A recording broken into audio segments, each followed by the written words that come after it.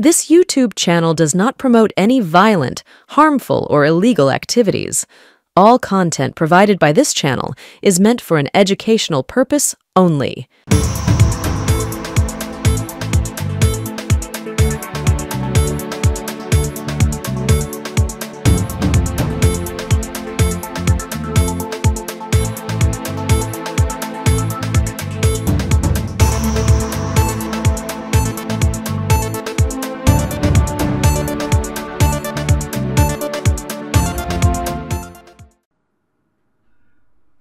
স্বাগতম, নমস্কার, আসসালামু আলাইকুম।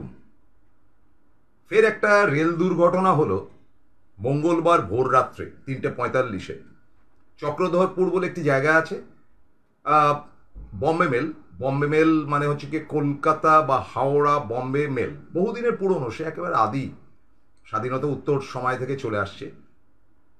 এবং মৃত্যু তো হয়েছেই, আহত কত হয়েছে পরিষ্কার তথ্য কিন্তু খুব একটা আমাদের কাছে আসছে না। কোথাও কি চেপে দেওয়া হচ্ছে কিনা আমার জানা নেই। তবে এই যে নতুন রেলমন্ত্রী হয়েছেন অশ্বিনী বৈভব, তার বৈভব না বৈষ্ণব, তিনি এতটাই বৈষ্ণব যে লোক মরছে তার কিছু যাচ্ছে আসছে না, তার কিছু হবে না, তাকে সরাবে না নরেন্দ্র মোদী। কেন সরাবে না এবং কেন এই অবস্থাটা হয়ে রয়েছে বিশদ আপনারা জানতে পারবেন প্রবীর বিশ্বাসের কাছ থেকে। তিনি দিল্লিতে, আজকে সকালবেলা দিল্লিতে তার সঙ্গে আমার কথা হচ্ছিল, এক সাংবাদিক বন্ধু ছিলেন, কিছু তথ্য পেলাম অবশ্যই রেল দুর্ঘটনার পরে। এছাড়াও আমাদের ফেসবুকের কিছু বন্ধু বান্ধবের কাছ থেকে কিন্তু কিছু তথ্য পেয়েছি যে অনেকেই টাটাতে নেমে গেছেন, অনেকেই ডিরেলড হয়ে যাওয়ার পর, মানে লাইনচ্যুত হওয়ার পর। আপনারা ভাবুন যে 18টা বগি উল্টে গেছে মানে একদম উল্টে যায়নি, মানে ডিরেলড হয়েছে।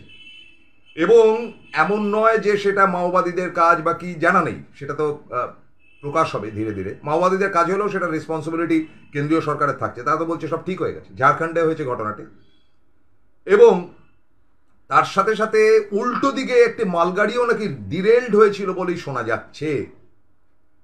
ফলে তথ্য অনেক আছে এই নিয়ে। অশ্বিনী বৈভব বা বৈষ্ণব ক্ষমতায় আসার পর তাকে একেবারে মাথায় তুলে রাখা হয়েছে, এবং তিনটি ঘটনা নতুন এনডিএ গভর্নমেন্টের আমলেই হয়ে গেল। চরম নিন্দা করছি। এবং আজকে কিন্তু এই অশ্বিনী বৈষ্ণবরা কিচ্ছু না, সমস্তই নরেন্দ্র মোদী এবং তার টিম, তাই নিয়ে আমরা আলোচনা করব। আবারও আদাব, নমস্কার জানিয়ে শুরু করছি আজকের অনুষ্ঠান। দেখুন, আজ এই মুহূর্তে আমরা প্রত্যেকেই ভাবছি যে এই সরকার আর কতদিন, কতক্ষণ, ঠাকুর থাকবে কতক্ষণ, ঠাকুর যাবে বিসর্জন, এই বিসর্জনটা কবে হবে এটা আমরা এই মুহূর্তে ভাবছি যে আর এদেরকে টলারেট করা যাচ্ছে না। অনেকগুলো ঘটনা রয়েছে পরম্পরায়। সোমবার দিন লোকসভা উত্তাল হলো, ডেরেক ওব্রায়েন বক্তব্য রাখলেন। প্রত্যেকের বক্তব্যটাই হচ্ছে কি সঠিকভাবে মূল্যায়ন করা হয়নি। এর আগে আপনারা তো জানেন, যেটা আমি আগের এপিসোডেও বলেছি পাঞ্চে, যে মমতা বন্দ্যোপাধ্যায় অপমানিত হয়ে দিল্লি থেকে ফিরেছেন, নীতি আয়োগের বৈঠকে তাকে 5 মিনিট কথা বলতে দিয়ে সুইচ অফ করে দেওয়া হয়েছে। এবার বিজেপির তরফ থেকে বলা হচ্ছে যে সম্পূর্ণ অসত্য বলছেন, এটা তার প্ল্যানই ছিল।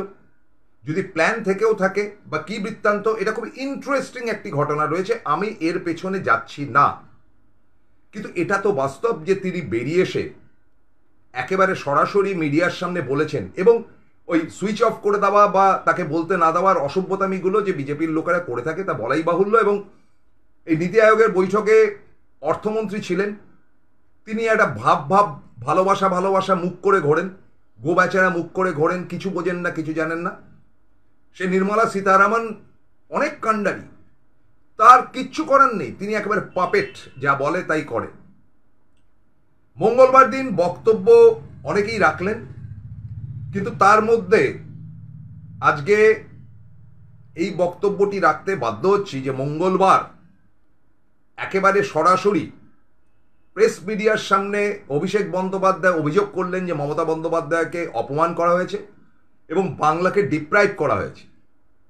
বাস্তব আজকে এই ঘটনাটি এমন পর্যায়ে গেছে যে সেটাকে টলারেট করা যাচ্ছে না বললেন অভিষেক, আপনারা দেখে নিতে পারেন। এবং সাথে সাথে মঙ্গলবার যারা বক্তব্য রাখলেন বা সোমবারেও যারা বক্তব্য রেখেছেন তাদের মধ্যে খুব ইন্টারেস্টিং কতগুলো পয়েন্ট দেখা গেছে। সোমবারে রাহুল গান্ধী যে বক্তব্য রেখেছেন সেটা মারাত্মক ভয়ঙ্কর। মঙ্গলবার দিন বক্তব্য রেখেছেন সুদীপ বন্দ্যোপাধ্যায়, তিনি রেল দুর্ঘটনার ঘটনাটি একেবারে তুলে ধরেছেন এবং তিনি তুলে ধরেছেন মানে মমতা বন্দ্যোপাধ্যায় যে মেসেজটি পাঠিয়েছেন মাননীয় মুখ্যমন্ত্রী সেটা তিনি পড়ে শুনিয়েছেন। এবং বক্তব্য রেখেছেন আজকে অখিলেশ যাদব, চমৎকার। এবং আমি বলতে বাধ্য হচ্ছি যে রেল দুর্ঘটনা, দেখুন রেল দুর্ঘটনার আগে একটি দুর্ঘটনা কিন্তু মঙ্গলবার সোমবার দিনই হয়ে গেছে, সেটা হচ্ছে ওয়ানার, যেখান থেকে রাহুল গান্ধী জিতে এসছেন কেরালের, সেখানে একটা দুর্যোগপূর্ণ ঘটনা ঘটেছে, ধসে গেছে, প্রচুর লোকের মৃত্যু হয়েছে। সুতরাং তিনি দাবি করেছেন যে কেন্দ্রীয় সরকার বা অর্থ সাহায্য করার ব্যাপারে। তো কি হয় সেটা দিকে নজর যেমন থাকবে, তেমন রেল দুর্ঘটনা নিয়ে কিন্তু প্রাথমিকভাবে খুব একটা আলোচনা হচ্ছিল না, কিন্তু সেটা সুদীপ বন্দ্যোপাধ্যায়, মমতা বন্দ্যোপাধ্যায়ের নির্দেশে তিনি কিন্তু বললেন।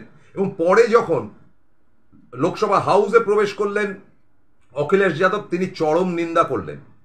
এই রেল দুর্ঘটনা নিয়ে কিন্তু ইতিমধ্যেই অভিষেক বন্দ্যোপাধ্যায় তার 6টি আইটেম, অর্থাৎ বাজেট BUDGET 6টা, সেই 6টা আইটেমকে ভেঙে ভেঙে তিনি বলেছিলেন। তার মধ্যে কিন্তু রেলের ঘটনাটা তিনি তুলে ধরেছিলেন ইন অ্যাডভান্স।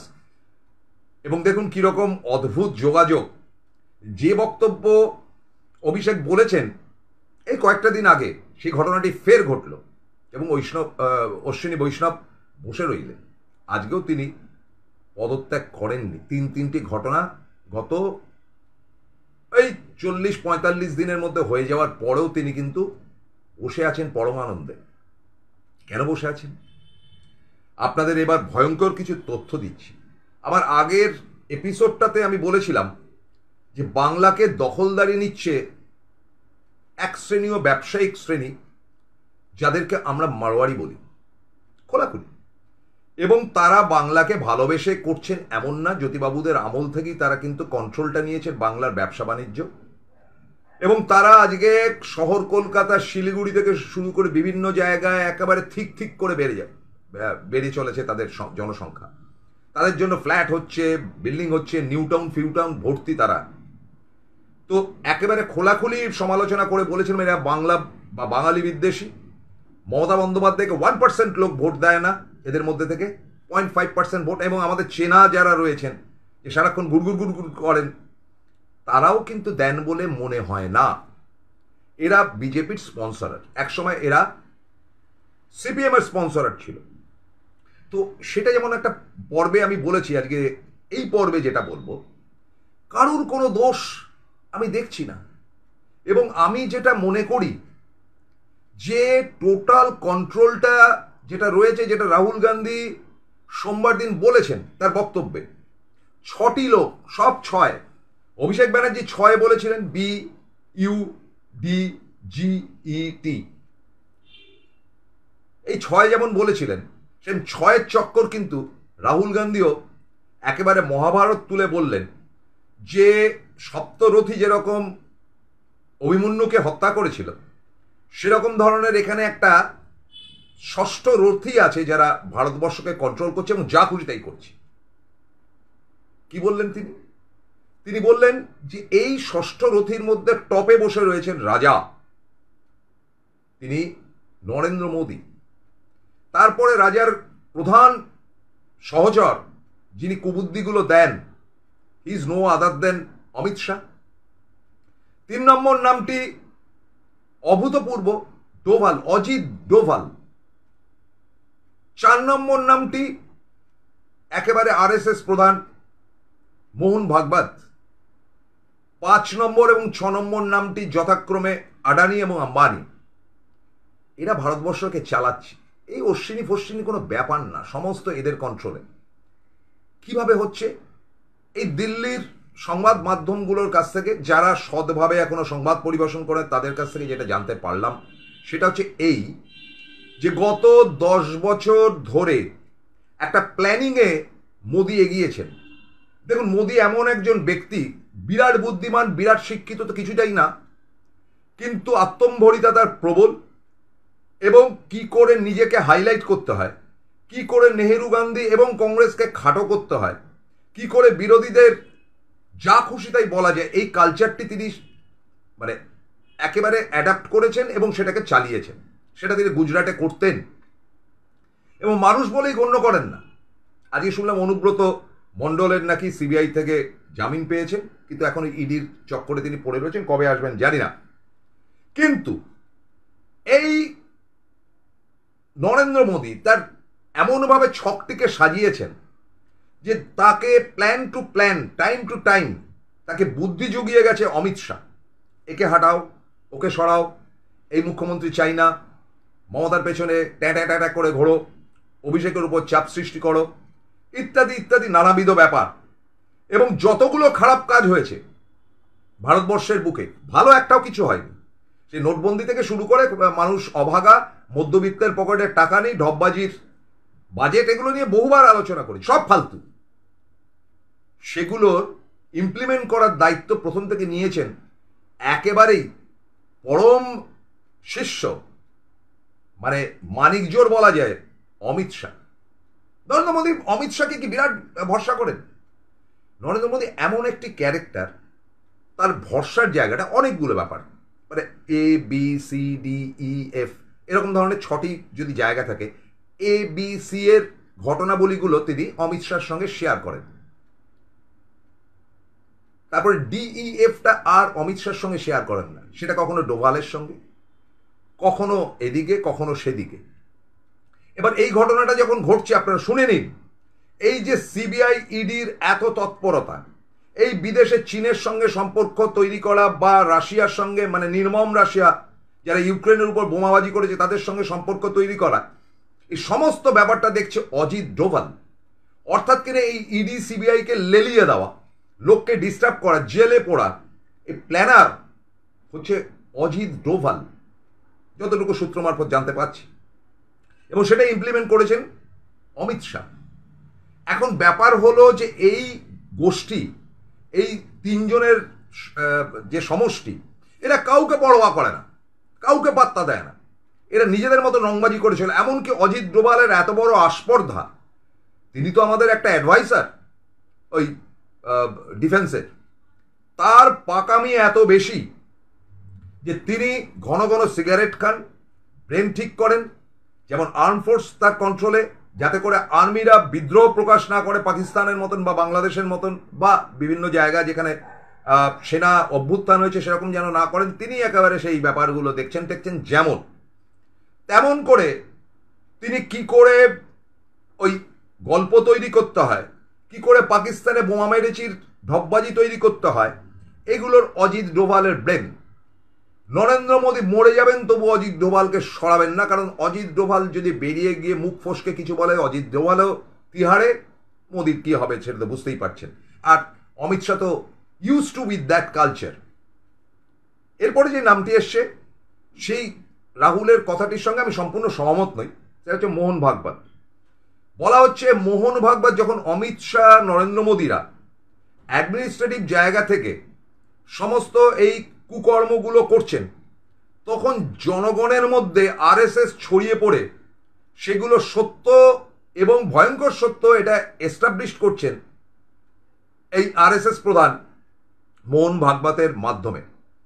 আমার এই জায়গাটাতে একটু খটকা লেগেছে এই কারণে যে আমি আরএসএস এর কোনো নীতি মানি না, তাদের এই হিন্দুত্ববাদকে একেবারেই মানি না, এবং আমি মনে করি যে মহাত্মা গান্ধী এবং তার হত্যাকারী, তাদের মধ্যে যে ক্ল্যাশ লেগেছিল, সেই নাথুরাম গডসের কথা বলছি, সেই ক্ল্যাশের জায়গা থেকে নাথুরাম গডসে কিন্তু আরএসএস এর লোক ছিল। এখনো আরএসএস এর একটা গোষ্ঠী নাথুরাম গডসেকে প্রণাম করে, তার গলায় মালা দেয়, গান্ধীকে মানে না। কিন্তু নরেন্দ্র মোদী গান্ধীকে মানেন এই কারণে যে দুটো কারণ। প্রথম কারণটা হচ্ছে যে গান্ধীর বিরুদ্ধে গেলে কিন্তু দেশের লোকেরা উল্টো কথা ভাবতে পারে, ফলে তিনি গান্ধীর বিরুদ্ধে খুব একটা যেতে চান না। দ্বিতীয় ব্যাপারটি হচ্ছে যে দেশনায়ক এবং জাতির জনক, তার একটা রিয়াকশন খারাপ হবে, অ্যাজ ওয়েল অ্যাজ আরেকটি ঘটনাও সত্য যে মহাত্মা গান্ধী গুজরাটি ছিলেন, সুতরাং একটা সেন্টিমেন্ট আছে গুজরাট টু গুজরাট, সেটা ভালো। মহাত্মা গান্ধীকে তো সারা বিশ্ব মেনে নিয়েছেন, নরেন্দ্র মোদী মানলো কি না মানলো তা দিয়ে বয়ে গেল। এবং আমার এই জায়গাটাতে খানিকটা আপত্তি আছে যে আরএসএস প্রধান মোহন ভাগবত যাই করুন, তারা দেশের জন্য যুদ্ধে কোনোদিন যাননি, ব্রিটিশকে তেল লাগিয়েছেন, নেহেরু গান্ধী ফ্যামিলি বা এদেরকে ছোট করেছেন, খাটো করেছেন ইত্যাদি যাই করুন, কিন্তু কুকার্যগুলো, ত্রুটিপূর্ণ কাজগুলো, মানে উস্কানিমূলক ব্যাপারগুলো চট করে মোহন ভাগবত করবেন কি, এ প্রশ্ন আমার আছে। তার কারণ সম্প্রতি উত্তরপ্রদেশে যে ঘট উল্টালো তাতে মোহন ভাগবত পরোক্ষে কিন্তু খুশি হয়েছে, কারণ মোদির এতবার বাড়ন্ত হয়েছে, এত কন্ট্রোলের বাইরে চলে গিয়েছিলেন।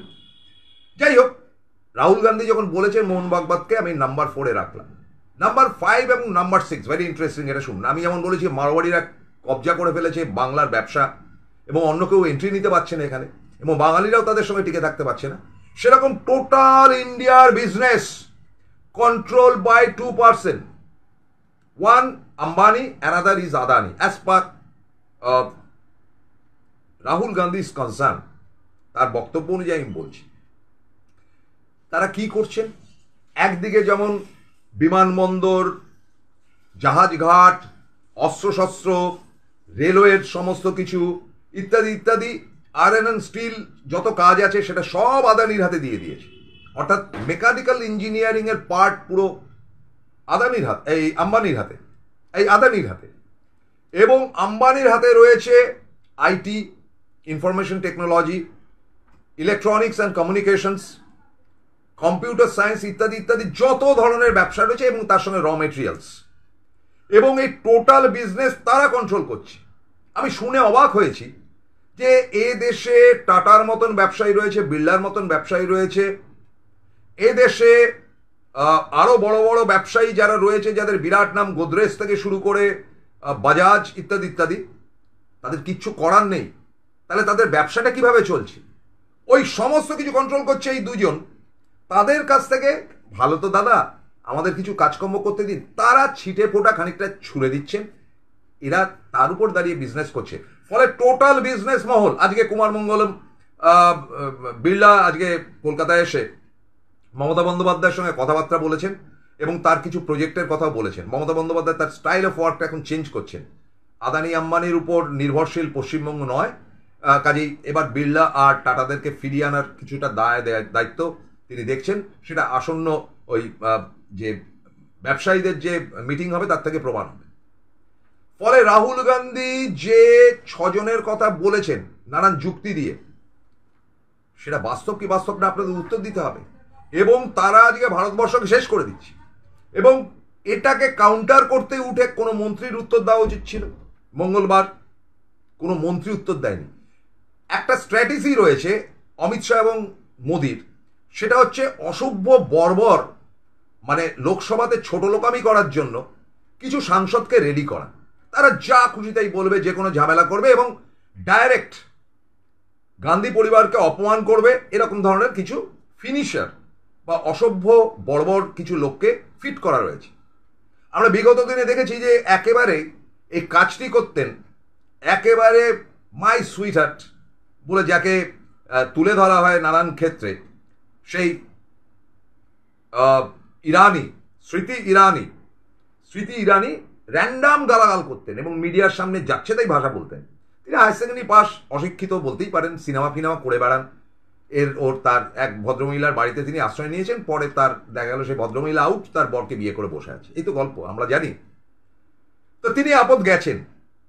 তো এই কাজটি কাকে দিয়ে করানো যায়? আরেকজন সুন্দরী উঠে এসছেন, কঙ্গনা রানাওয়াত, কিন্তু একেবারে এত অশিক্ষিত যে তাকে দিয়ে করানো যাবে না। বিগত দিনেও যিনি এই অসভ্যতামিগুলো সামনে এবং পেছনে করেছেন তিনি অনুরাগ ঠাকুর, তাকে এবার মন্ত্রিত্ব দেওয়া হয়নি।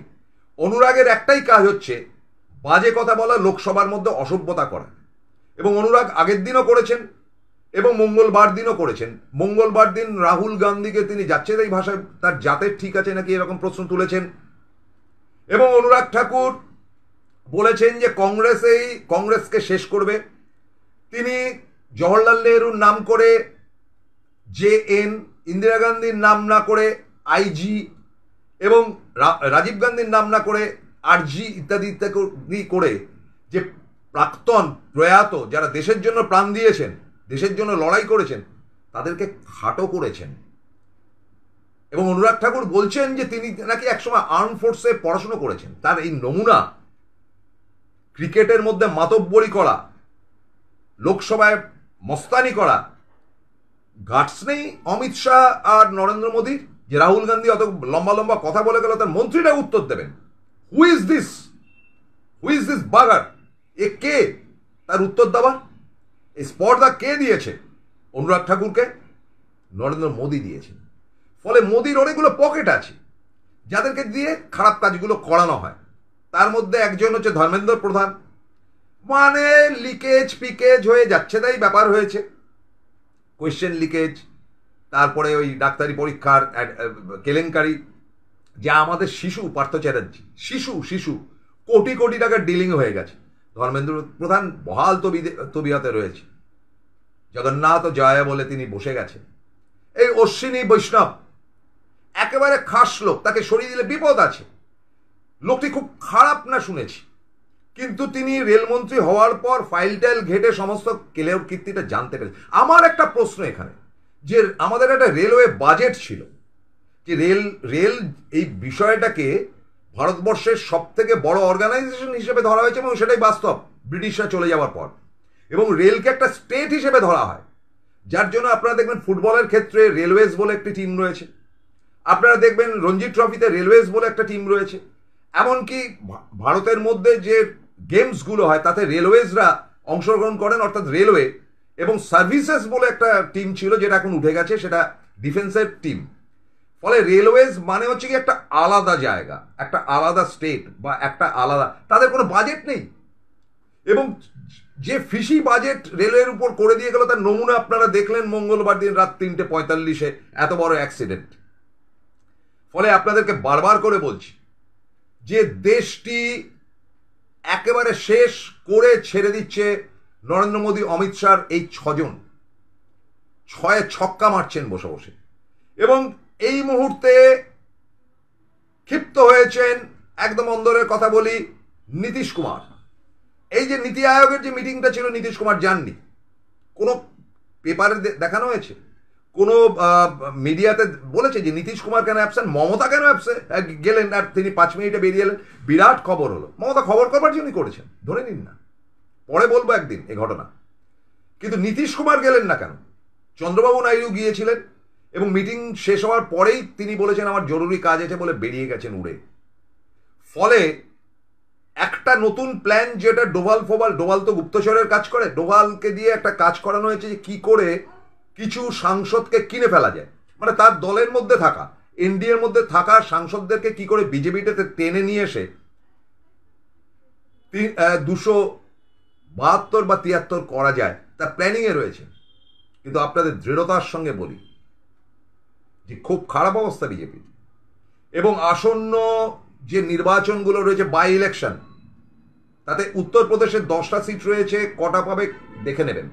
একেবারে পপাত ধরণীতল হবে। ভারতবর্ষের মানুষ খেপে গেছে। ভারতবর্ষের মানুষ রাম টাম নিয়ে এখন আর ভোট দিচ্ছে না।